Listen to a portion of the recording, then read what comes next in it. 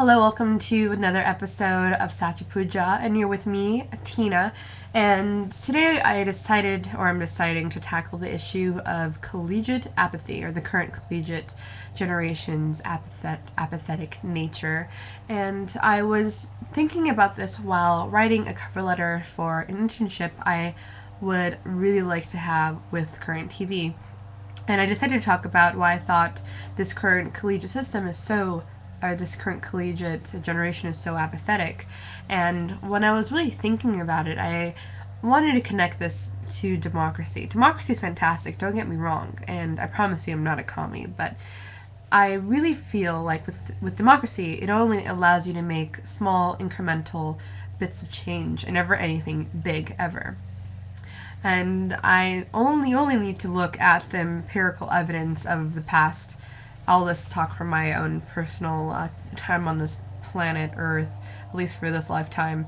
So for the past 20 years, when you look at the what politics has been able to achieve, it's so little. So this has got me to really think about what democracy really gives you. And also, when you think about how transparent our government is, you can you can see, even though during the Cold War the United States was ushering or asking Russia to be more transparent with their people, it's quite ironic because the United States government is very secretive. And I always say I wouldn't be surprised if 80% of the workings of the government was done behind closed doors, never to be seen or heard of by the American people.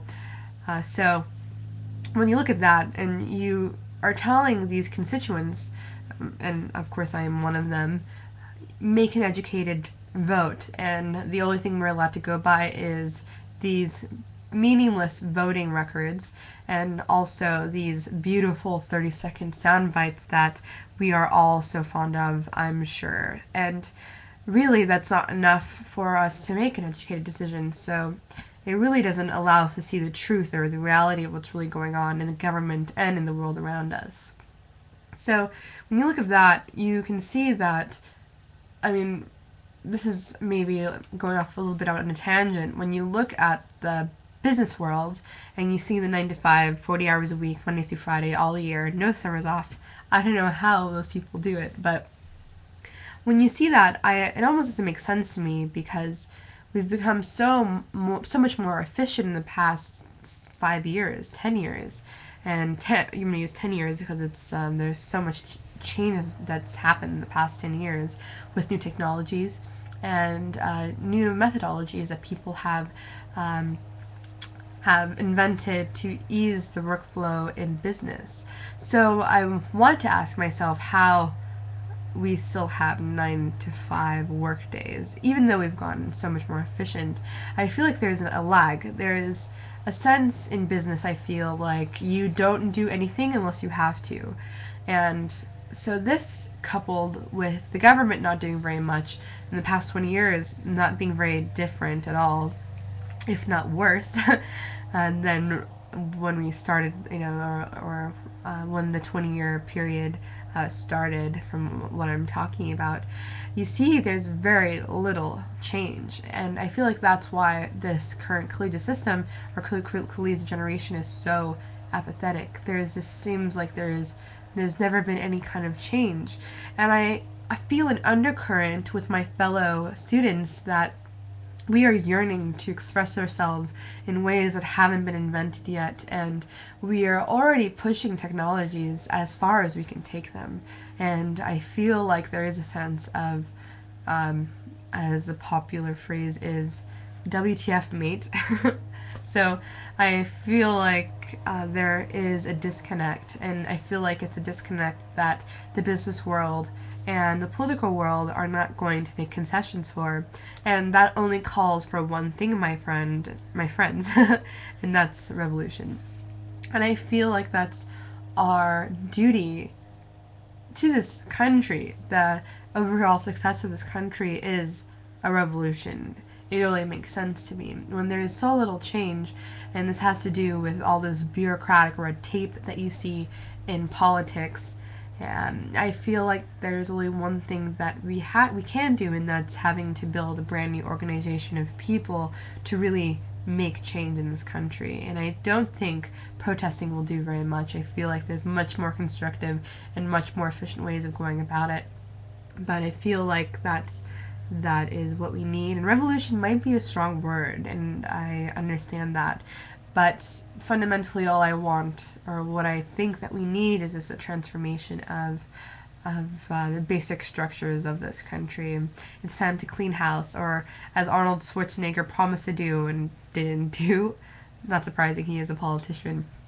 We need to clean house. So you can, maybe we should ask Arnold Schwarzenegger to borrow that broom that he was using for his election spree and use it for our own movement.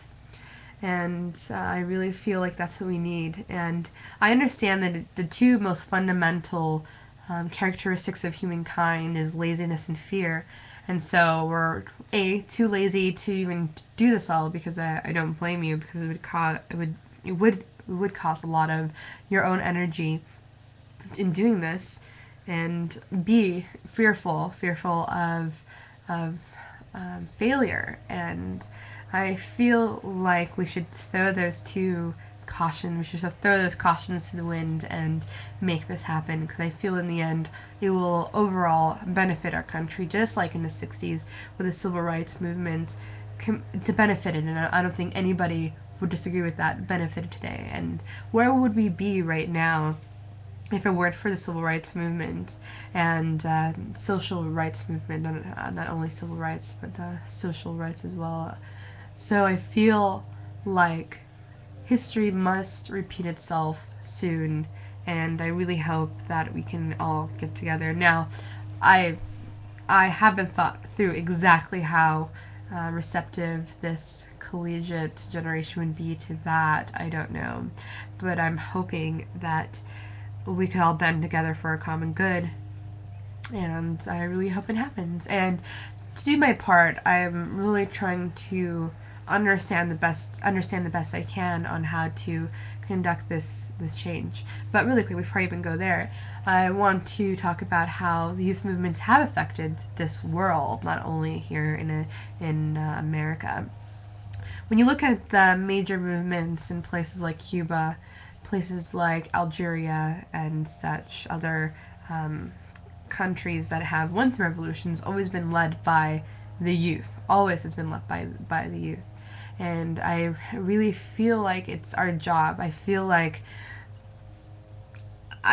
almost we are born on this blank canvas, and to us it's blank, but of course previous generations have painted their own on there. But as soon as we're born, it's completely blank again. No matter what was there previously, we must paint, we must leave our stain on the world. So I feel like it's almost need, and I feel like that's why movements have been led by the youth, and almost always changed the political and social atmosphere in a really positive way. And so that's what I really feel like we need. And so the part I'm doing is I started a interview series. For me, it's more so building the intellectual capacities of myself, so I'm intellectually capable of causing change in this country. So that's what I'm trying to do, at least. And if you'd like to listen to that, I have a blog, and it's a radio interview series, and I've interviewed a Buddhist monk. I've interviewed one of the members of the militant group, the Weather Underground, and there is much more to come, I hope. And you can hear them all actually at transformtomorrow.blogspot.com, and there you'll be able to hear my thoughts on all of this. And I hope this wasn't too convoluted, but also it all comes down to how everything is connected. Of course, I learned this, I talked about it in a previous video, that I learned this from my spiritual practice, but it directly connects to this material world, how everything is connected. Everything are different colors, but they're all a part of the same spectrum. Everything has one point. It's just kind of an illusion that they're separate. Well, thank you so much for listening, and I really appreciate this. So leave comments, and hopefully we can make this a discussion, and peace be with you.